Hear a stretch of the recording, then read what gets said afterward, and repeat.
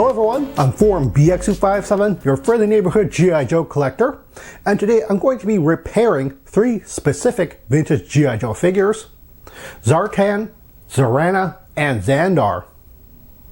Now, these figures, oddly enough, have traditional O-ring construction, which means that they have a screw at the back, and if you take that screw out, the chest comes apart, and you could take apart the rest of the figure fairly easily in that way.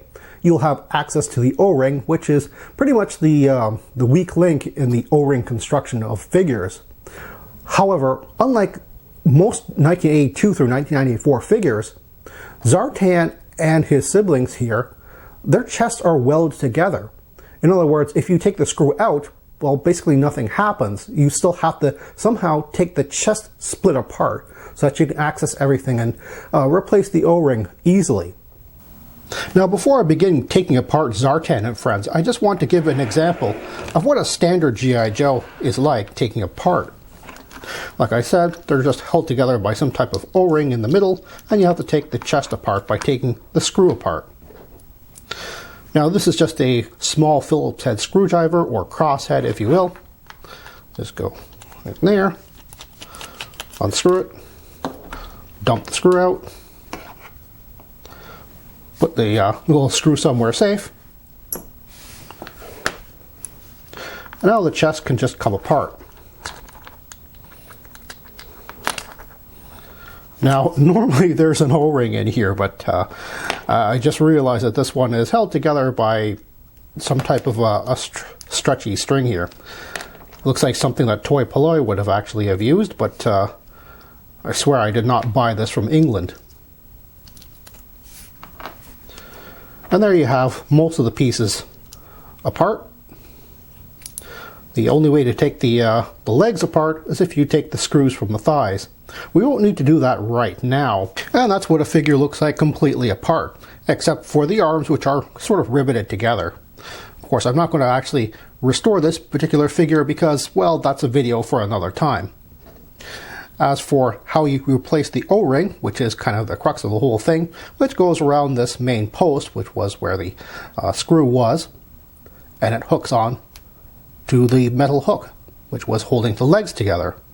Now, these O-rings themselves are fairly easy to get. They're like a whole bag of like 25 for $1 or something like that. Now, I didn't mention Toy Polloi's name in vain because there is actually two really good ways of taking these figures apart, or I should say, really fixing these figures.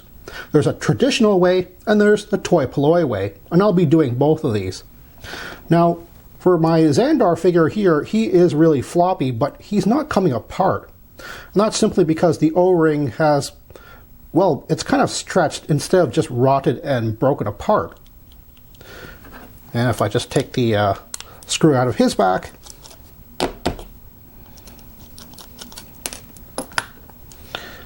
his chest is still not coming apart. Now, after just slicing the O-ring here, I'm just going to have to pull it out now. It's a little bit difficult with my fat fingers, but using some tweezers, there we go. Out it comes. Now, the traditional way includes using an X-Acto knife or a hobby knife or a razor or something like that and scoring all along the seam lines. Now, this is mostly glued along the body seam here, but I have one or two that have had like glue along the top around the shoulder as well. However, those are fairly easy to crack open. Sometimes they just crack open on themselves, so it kind of looks like they were never glued there.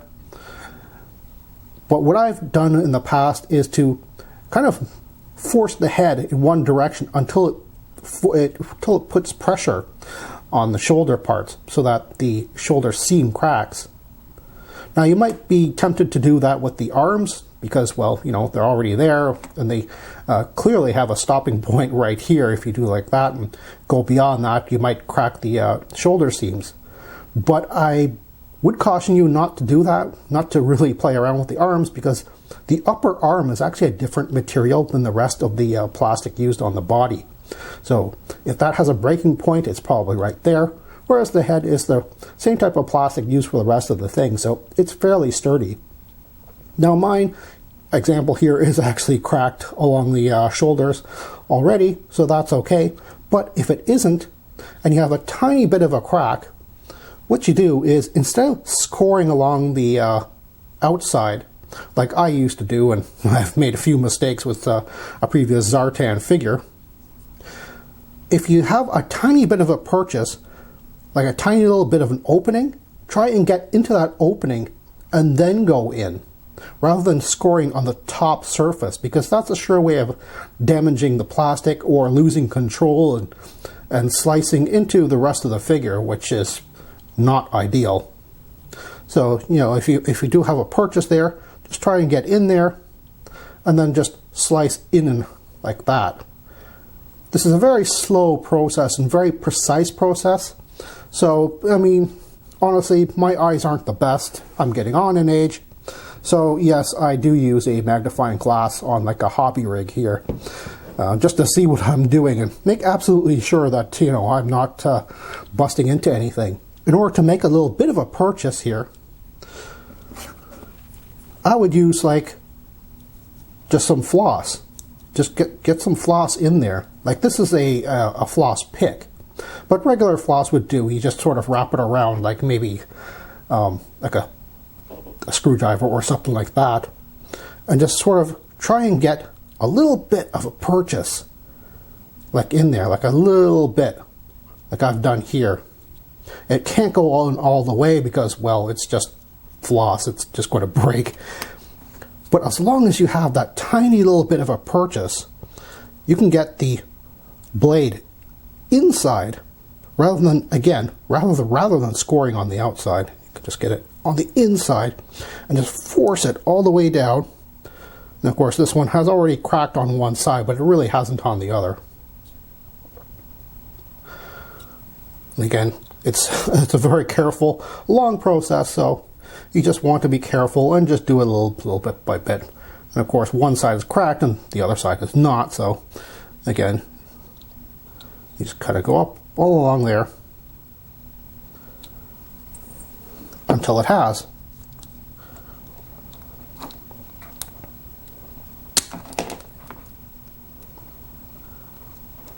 Putting the figure back together is, well, fairly easy.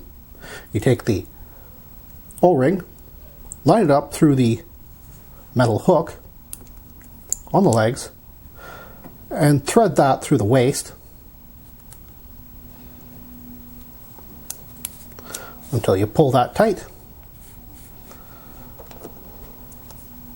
Put that over what was the back post, and make sure it's all pushed in as far back as it can go inside the back portion of the torso. Just line up the arms here, put the knob in the holes. Keep your thumb over all of that just so that it holds all together. Put the head in there, squeeze that onto underneath your thumb there, and then just carefully put the front of the body over that, and there you go. Then you can take the original screw, which was kind of redundant before, but now it's essential.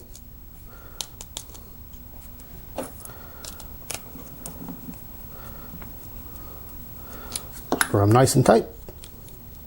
Now I'm going to try the toy polloi way on this Zarana figure. She's come apart all by herself. No need for cutting the O-ring there. As a matter of fact, I'll just put that on there so I don't hurt myself. Now, toy polloi's way of doing this was not to take the body apart, which is extremely difficult to do, and it's going to be extremely difficult to film, but I'll try it anyway. I'm going to drill a tiny little hole there, which will probably show on the back through the hole here, but that's neither here nor there. I'm going to drill a tiny little hole and then put a screw up into there. So what I'm going to screw up into her body is these little eye holes. Now this is the the smallest one I could find, and it will definitely fit on up in there. But oddly enough, I actually already had something like this for cables and things.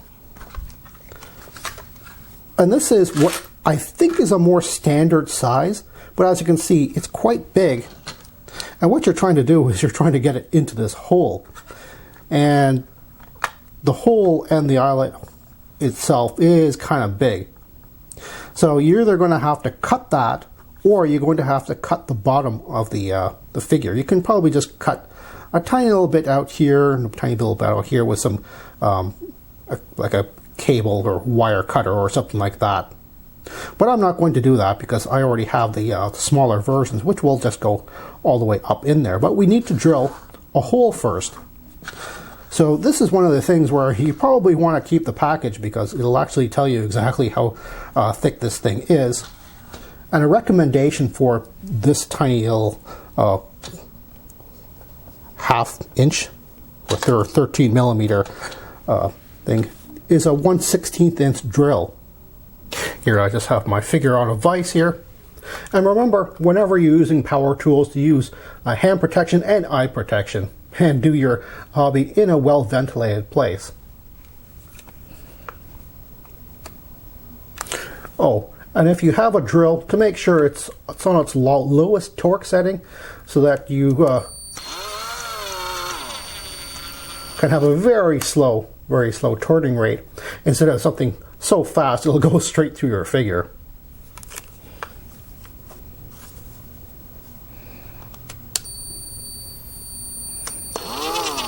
As you can see, I put that hole as close to the center as I possibly can. It's almost impossible to make it absolutely centered because of that front post.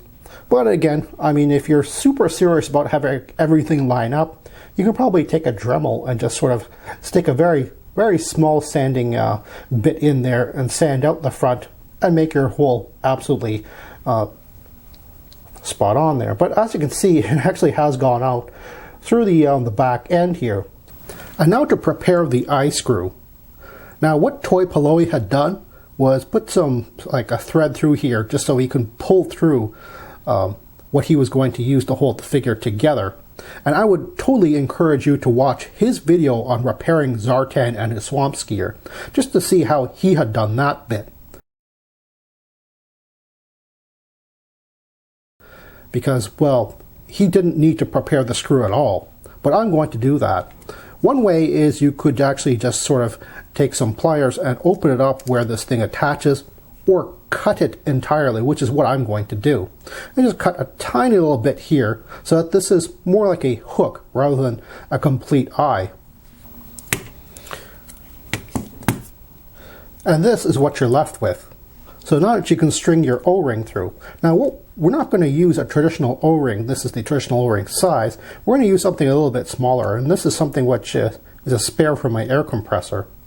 It's not quite as malleable as the original O-ring, but it will fit in there and it will suit our needs because I think it's just about long enough, at least for Zarana here, because Zarana has a really small body.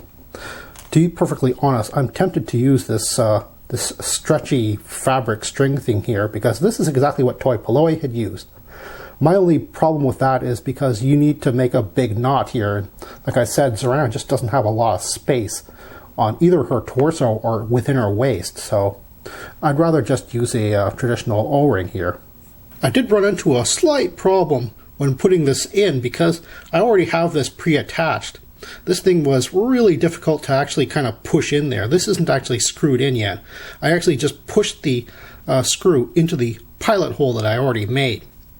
Personally, if you're going to use a smaller O-ring, try and get one which is really thin and not thick like your typical O-ring, because this is really rubbing up against a lot of other things still within the body.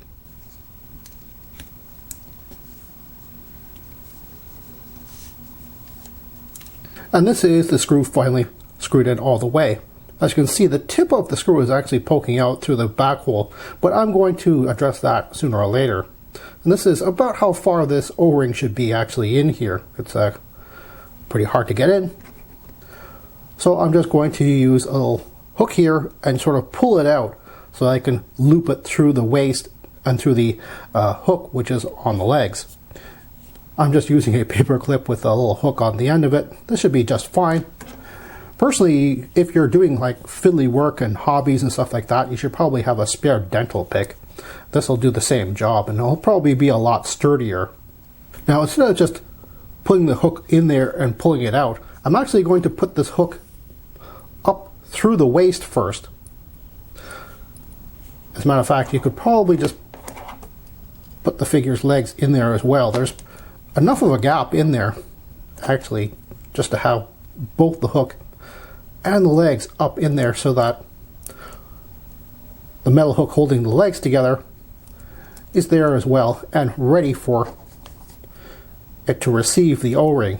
Well, filming this on a viewable angle has proved to be almost impossible without a third hand involved, so I'm just going to use this vise and just kind of stick the figure's legs in there. I'm not going to tighten it up or anything because it doesn't need to be, the legs don't need to be tight. I just want to keep this this hook upright because it keeps falling over every time I try to get close to it. So just put the waist up as far as it will go, pull the O-ring down out through one of the legs and just kind of hook it on there this way. And now it's proving that getting it off the hook was nearly impossible, even though I got it on through the hook that's connecting the legs. And well, that's it. We finally got our Zarana together. I fully acknowledge that most of my struggle with putting the Zarana figure together was my use of the O-ring. Instead of using an elastic string like Toy Polloi did, this would be much more beneficial for this figure, and I'm sure I could find like a fabric string or stretchy string which is much skinnier than what I have here and would fit inside of Zarana's body. And again, if it still didn't fit, honestly, you could probably take a Dremel and just get rid of some of the tabs and those weird pegs things which really don't hold the figure together. It's just there because, well, that's just the standard way they molded the inside of the figures. However, as you can see on what I've done here, you can still see the screw just kind of poking out through the hole there, but it's not really obscuring the actual center of the hole. So on mine, you can actually just plop the screw right in there and screw it together again, and it'll just look like a normal figure. But I figure what I'm going to do is I'm actually going to take not an action figure screw, but a very similar screw, because these are hobby screws that are really only from the Chinese and Hong Kong factories, and you can't really get these exact screws anymore except from G.I. Joe and Lantern figures. So I'm going to take a screw which is very similar to this and actually lop off the bottom portion of the screw and just leave the screw head and plop that in there and, well, basically glue that in there so that it looks like a back screw. Of course, with a figure like this, which normally wears a backpack, you don't see that anyway, but I just want to, finish it off. Now here's a rundown of all the equipment I use in order to repair Zartan, Zarana, and Zandar type figures. Of course, you don't need all of this equipment because there were two different ways of doing this. For the traditional way, which I used on Zandar, I just used the hobby knife. You can use an X-Acto knife or a razor. I used a bit of floss in order to sort of get the seam lines going, so I can put the razor into the seam lines rather than scoring the seam lines on the outside, damaging the figure. Of course, you need to take the original screws out with a Phillips head screwdriver, and of course you just need the O-rings, which are fairly plentiful.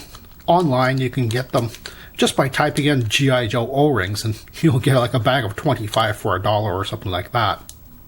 As for Zarana, she was a much more difficult repair, but the benefit to that was you don't have to split the body open, which of course can be a scary process, and for people whose hands shake, my hands shake on occasion.